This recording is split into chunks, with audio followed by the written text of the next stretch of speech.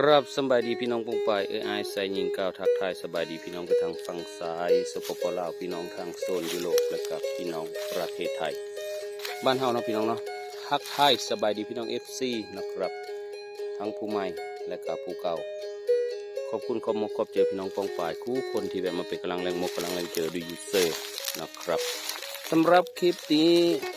ขออนุญาตพาพี่น้องมาเบิ่ง วิถีชีวิตของเกษตรกรหลังจากที่เฮาเอ็ด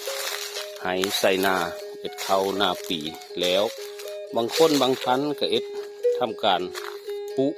พริกขายเมล็ดปุดอกไม้ขายในปุมะเขือนะครับนั่นคืออาชีพและก็ยังมีอีกนะครับอย่างหนึ่งก็คือหน้าปังพี่น้องเข้าหน้าปังก็เป็นพืชหน้าแล้งเพื่อนว่าหุ้ยเว้าคือพืชหน้าแล้งอันนี้แม่นพืชหน้าแล้งดอกนอกจากเอ็ดหน้าเฮานี่แหละแต่ว่ามันมีน้ำนะมันมีน้ำก็เลยสามารถทีละเอ็ดเข้าหน้าปังได้ตกมายุคสมัยนี้นะครับคลองน้ำหรือว่าชลประทานมันไหลไปโถเนาะพี่น้องเนาะแถวหลังบ้านตะดุยก็จะประมาณนี้พี่น้องเลยหลังเฮือนี่ตะดุยก็แล้วมีข้าวหน้าปังอันนี้มีแมนของเจ้าของได้ของเจ้าของอยู่ผู้ ของเจ้าของอยู่พุ้นพี่น้องแต่ก็เอสคือกันเอสข้าวหน้าปังคือกันได้พี่น้องเลยมีได้เอสแนวอื่นมีได้ปุ๊พืชหน้าแรงแนวอื่นคือเผินก็เลยเอสหน้าปังก็เอาบรรยากาศท้องไห้ท้องหน้าแรงมาปั่นพี่น้องเบิ่งนกกับบินคักพี่น้องเลยสมเพื่อเลยว่าเพื่อนว่าร่มรื่นชุ่มชื่นร่มเย็นนะเพื่อนว่าบ่ แมนบอกพี่น้องเนาะมันก็เป็นเพลที่สุดยอดมากได้พี่น้องเลยอันนี้ก็เป็นอีกหนึ่งบรรยากาศนะพี่น้องเนาะที่ดูยูเซอร์เก็บมาปั่นพี่น้อง FC ได้เบิ่งกันพร้อมกับมาน้อย เอาว่าง่ายแต่เฮามีเนี่ยตอนนี้เฮายังมีคลิปที่เป็นความรู้คลิปหรือที่อันนั้นมากมายนะก็เลยถ่ายบรรยากาศนี่แหละท้องไห้ท้องหน้าแรงฟังที่เพิ่นมีเอ็ดหน้าปังเด้กะข่าวคนโลนอยู่แล้วพี่น้องแต่ว่าถามน้ำถึงบ่ถึงคลองน้ำนะครับเป็นคลองไส้ไก่ลอดดินใต้ดินนะครับเป็นคลองน้ำไส้ไก่ลอดใต้ดินมาพี่น้องเลยเห็นสังเกตเห็นเองตรงนั้นมันจะมีแป๊บเขียวๆนะครับสามารถเปิดเอาได้เลยนะครับเปิดเอาเลยได้พี่น้องเลยเพื่อจะได้น้ำก็แจ้งไปทางหัวหน้าเพื่อนเนาะหัวหน้าผู้ที่เพื่อนเปิดน้ำเปิดในเพื่อนก็เลยทำการจดซื้อแล้วก็จองเป็นก๊อกเป็นหัวไปแล้วก็ทำการเปิดให้ถ้าว่าครบ7 หัวขึ้นไปเนาะพี่น้องเนาะ7 หัวแต่ไม่เกิน12ประมาณนี้ถ้าเกิน12น้ำมันค้อย13น้ำมันละค้อยนะ7 หัวนี่พอดี7 หัว8 หัวพอดีน้ำแห้ง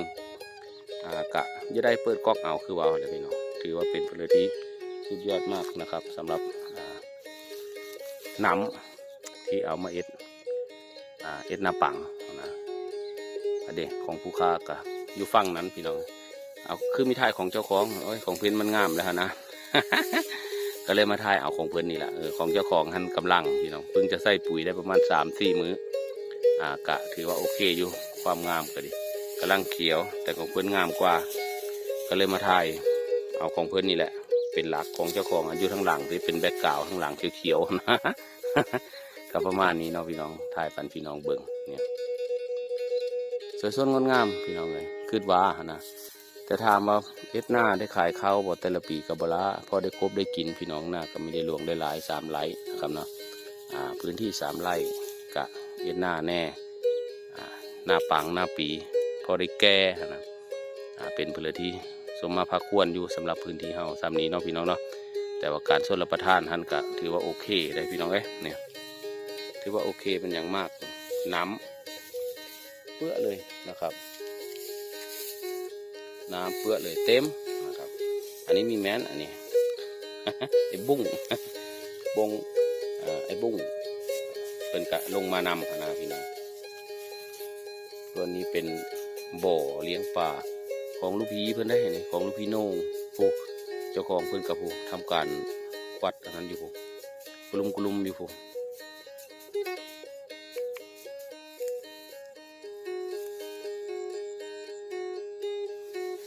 เบิ่งเอาพี่น้องความสวยงามผู้คักเขียวสะอุ่มสุดยอดมากฮะดิบรรยากาศหน้าแล้ง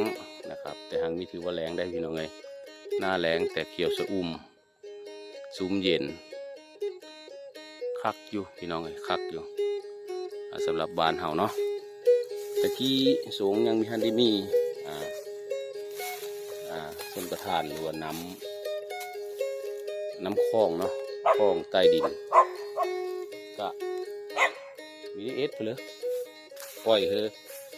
ตกแรงมากอะแรงนะอะไรหมากับแมวเมืองนี้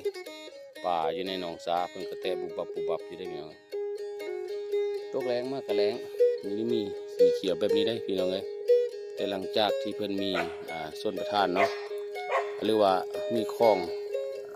น้ำใต้ดินกะเธอพื้นที่เขียวแบบนี้เลยพี่น้องมีน้ำเนาะน้ำสำคัญคันมีน้ำละเอียดเกิดก็ได้เย็บปุเผื่อก็ได้ปุหะนะคันมีน้ำเนี่ยคันมีน้ำเสือโอ้เจ้าย่าแม่บอกคันมีน้ำมันเอ็ดหน้าไม่ได้ คือเอ็ดมันก็เอ็ดไม่ได้แม่บอกพี่น้องเบิ่งกูเขียวกุ๊บสวยสดงดงามคักพอสมาพาควรโอเคเนาะพี่น้องสำหรับคลิปนี้การงานมาพอสมาพาควรเนาะพี่น้อง